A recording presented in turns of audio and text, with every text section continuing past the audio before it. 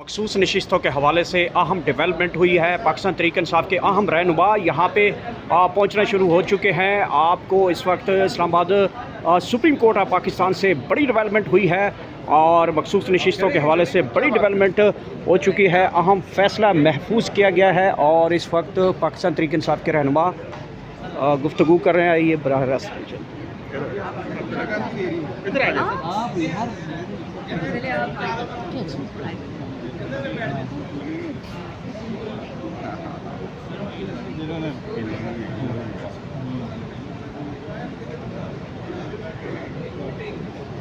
Constitutional bench के सामने मखसूस नशस्तों का जो मामला है, ख़वातीन की और गैर मुस्लिम हमारे भाइयों की जो मखसूस नशस्तें हैं, उसमें हुकूमती रिव्यू सुना गया। आज की कार्रवाई की बड़ी बात अगर मैं पहले कर दूं वो ये है कि अब पीर वाले दिन से बाकायदा कार्रवाई का आगाज़ होगा। जो हुकूमत और हुकूमत के जो हमनवा हैं उनकी जो रिव्यू पटिशनें हैं वो सुनी जाएंगी, लेकिन ये तमाम मंजर जो है पूरा पाकिस्तान देख सकेगा। हमारी दरख्वास्त थी कि इसको टीवी पे लाइव नशर किया जाए और ये दरख्वास्त आज मान ली गई है, क्योंकि पहले जो असल मुकदमा चला था जून जुलाई 2024 में वो लाइव स्ट्रीम हुआ था।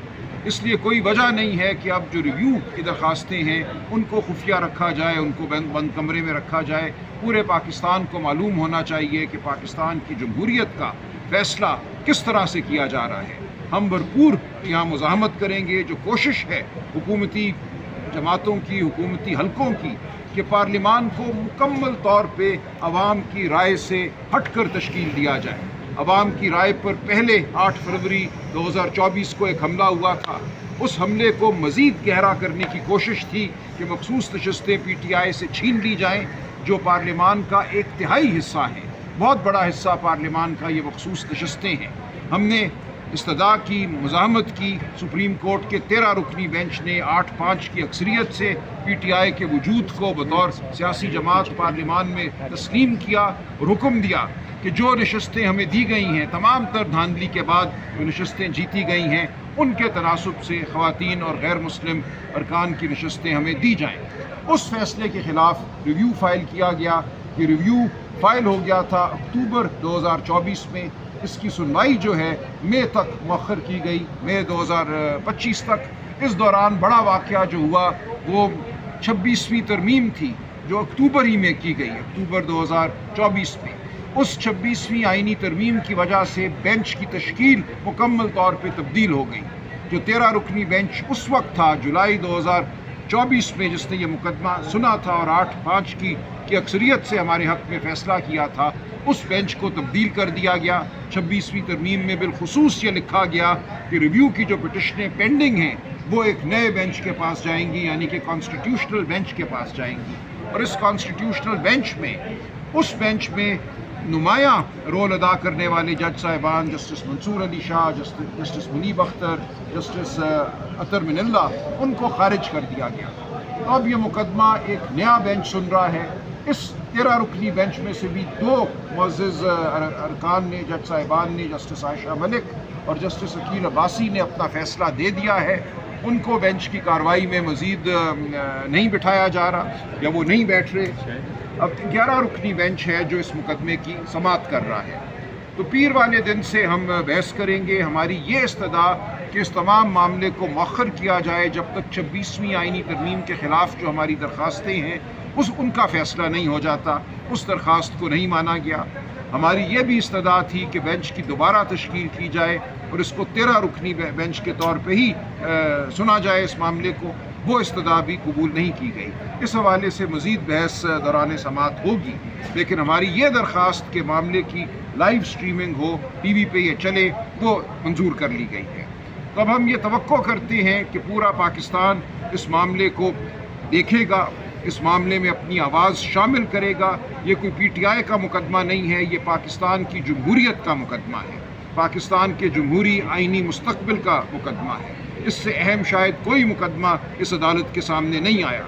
जो डाका जमहूरियत पर डाला गया 8 फरवरी और उससे पहले जिस तरह सिंबल छीना गया PTI से, वो तमाम मामला यहाँ ज़ेर बहस है। एक दफ़ा हम जीत चुके हैं, हम समझते हैं मुस्तक़बिल में भी जीत हमारी है। लेकिन ये मुकदमा हम लड़ेंगे, पूरे इनेमाक से लड़ेंगे। بالآخر پاکستان کے عوام نے یہ فیصلہ کرنا ہے، کسی عدالت نے نہیں، کہ پاکستان میں جمہوریت رہنی ہے یا نہیں رہنی۔ اس لیے پاکستان کے عوام کی شمولیت اس کارروائی میں بہت ضروری تھی، اور وہ شمولیت اب یقینی بن چکی ہے، کیونکہ ٹی وی پہ پورے پاکستان کو موقع ملے گا کہ وہ دیکھے کہ کیا بحث ہو رہی ہے اور اس کا کیا جواب دیا جا رہا ہے۔ ہم سمجھتے ہیں تاریخ، آئین، قانون، شرافت ہمارے ساتھ کھڑے ہیں، فتح ہماری پھر ہونی چاہیے، ہم بھرپور مزاحمت کریں گے۔ 26ویں آئینی ترمیم کے بعد بینچ کی تشکیل بدل جانے کے باوجود ہم مزاحمت کریں گے، ہم کوئی معاملہ مزاحمت کے بغیر نہیں چھوڑیں گے، اور انشاءاللہ تاریخ ہمارا ساتھ دے گی، خدا تعالی ہمارا ساتھ دیں گے اور فتح ہماری ہوگی۔ بہت شکریہ جی۔ کوئی سوال کرنا چاہیں یا؟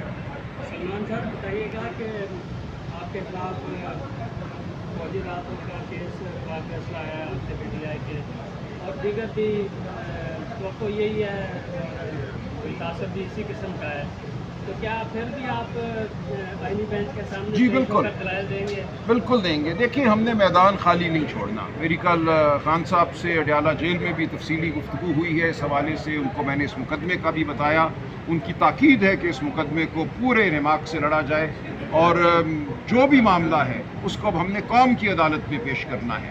لائیو سٹریمنگ کے ذریعے قوم دیکھے گی کہ کیا ہماری بحث ہے، کیا آئین اور قانون کا تقاضا ہے۔ فیصلہ جو بھی ہو، آخری فیصلہ قوم کا ہوا کرتا ہے، لہٰذا ہم ضرور لڑیں گے۔ اور دیکھیں جو فوجی عدالتوں کا فیصلہ ہے، ہم اس سے بالکل خوش نہیں ہیں، ہم سمجھتے ہیں پاکستان کے آئین کی روح پر حملہ ہے، لیکن وہاں بھی آپ دیکھیں ہماری مزاحمت کی وجہ سے ایک بڑا فائدہ ضرور ہوا ہے۔ جن جج صاحبان نے ہماری بات نہیں مانی مکمل طور پہ، جنہوں نے ہماری بات کو رد کیا، 2 جج صاحبان نے 7 میں سے ہماری بات سے مکمل اتفاق کیا، پہلے 5 جج صاحبان ہماری بات سے اتفاق کر چکے تھے، لہٰذا 2 راؤنڈ میں یہ مقدمہ فوجی عدالتوں کا سنا گیا۔